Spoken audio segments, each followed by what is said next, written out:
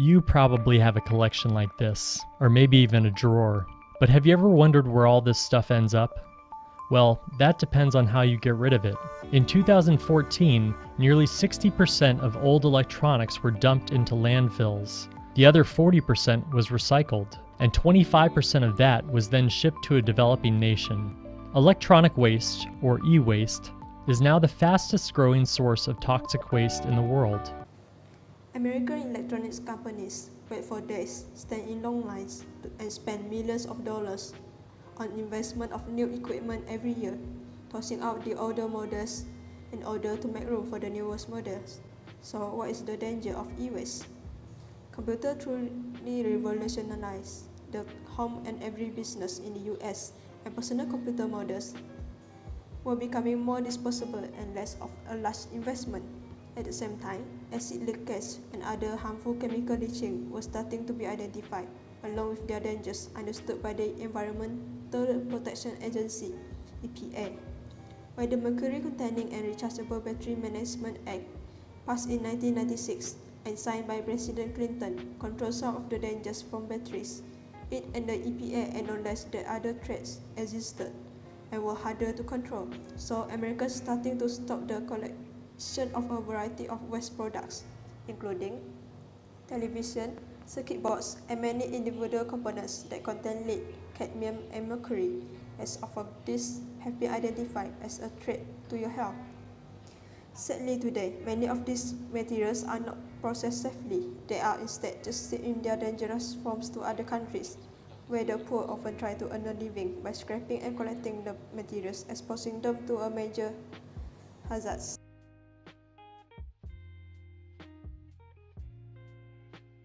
We'll start by explaining what capitalism is. Capitalism is an economic system based on private ownership and the means of production to gain profit. How capitalism relates to this topic is how US, which is a more developed country than most developing country, which has problems with technology.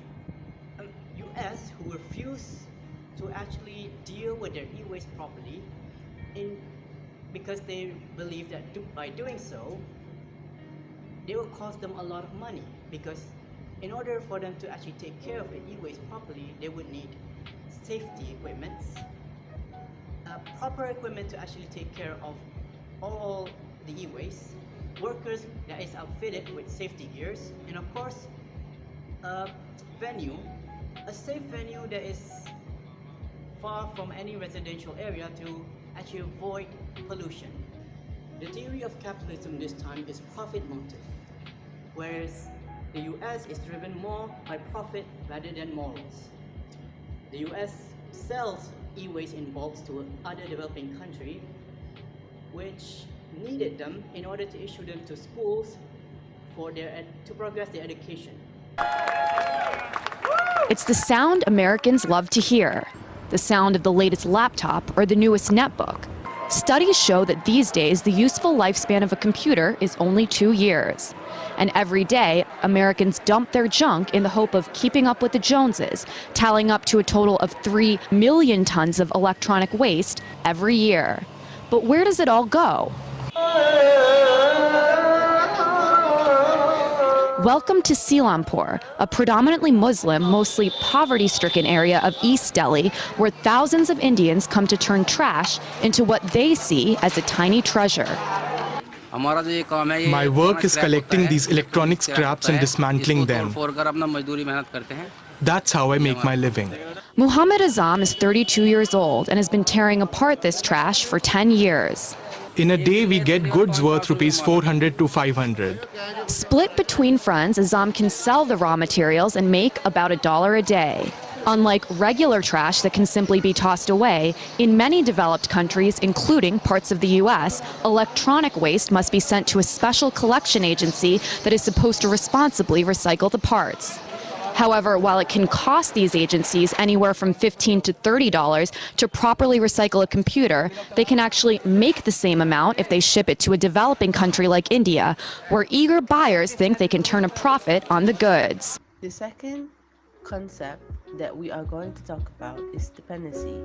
There are two types of theory in this concept, which are modernization theory and dependency theory.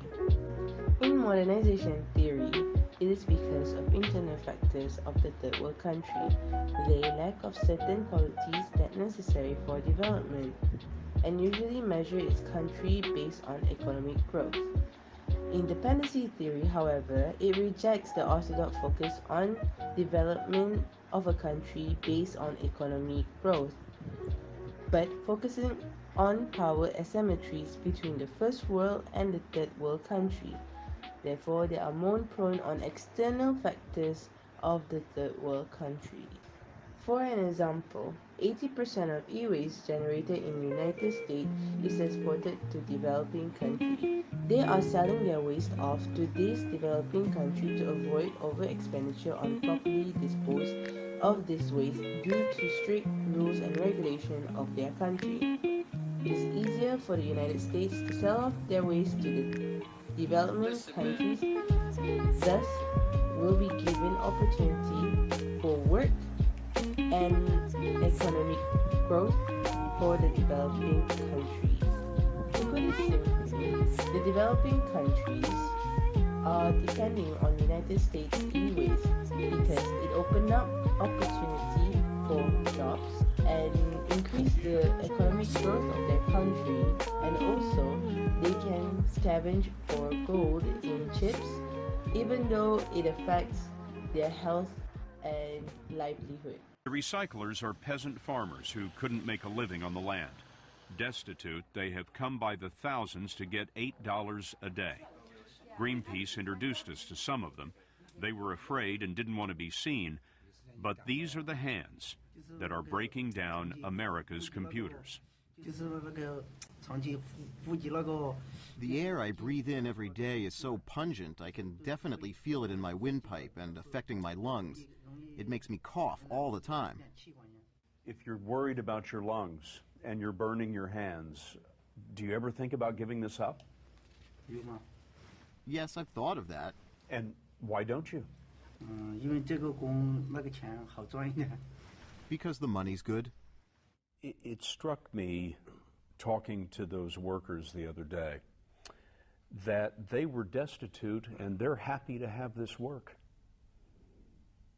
Well, desperate people will do desperate things, but we should never put them in that situation.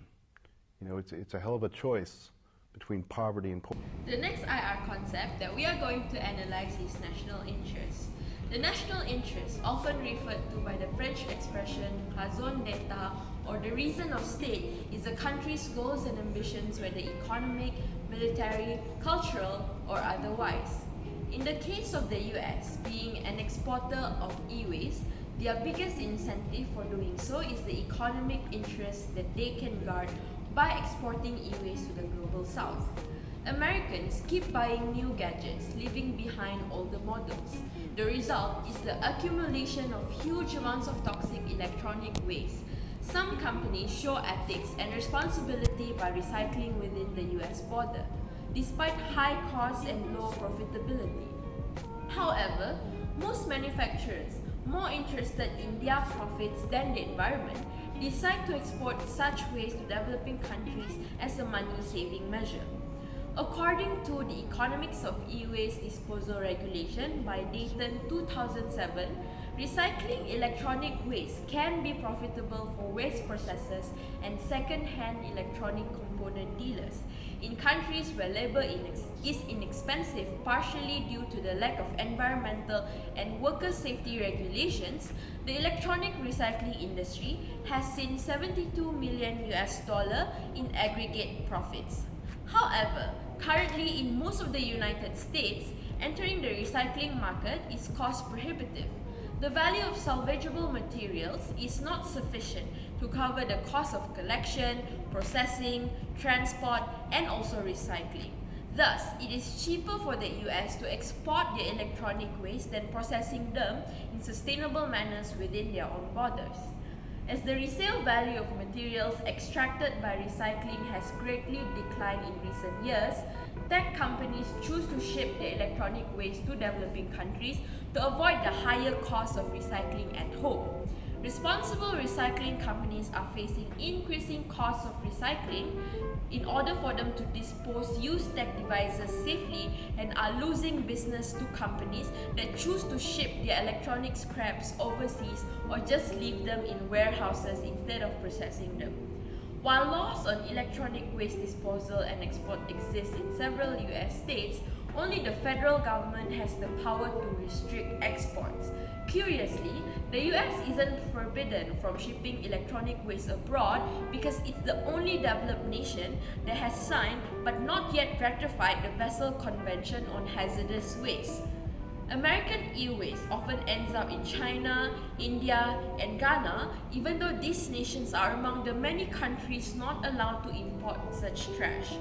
Buyers purchase e-waste at arrival docks, risking toxic exposure in the hope of making some extra money through recycling. Sadly, only 25% discarded electronics are exported that are repaired and reused. This is PML Children's Hospital. On a daily basis, we see children anywhere from 200 to 400 cases a day. We do see cases coming from the Abuglushi area. So these are some of the general wards that we have here. Formerly, there will be times we won't be getting so many patients. But now it seems like we're getting cases throughout the year because we are seeing an increasing number of chest infections. So it's possible it could be attributable to some of these pollutants. Thus, what can you do about it?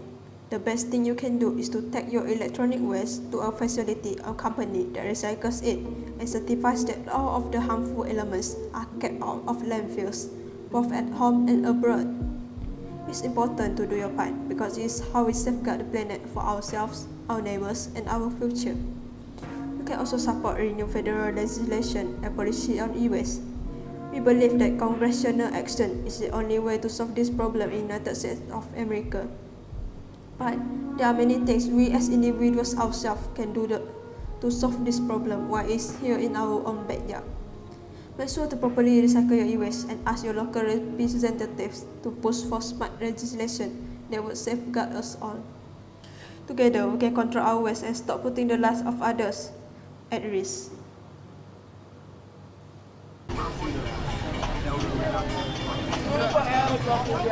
Mimi se kanta fono anopana mekoya na boybi na me fro sron na me kono o peso yi misika na me huye na me kachre boys bi na mo ji misika mai na mo bono no jana koya.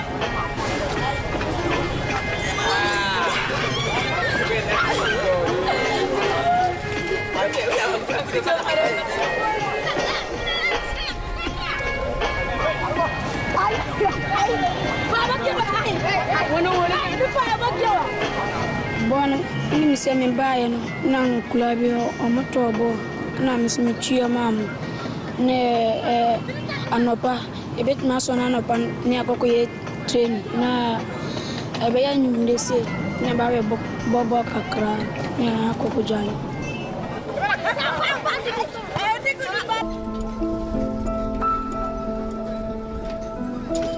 To feed themselves, to survive in Accra, they have to get somehow in this system.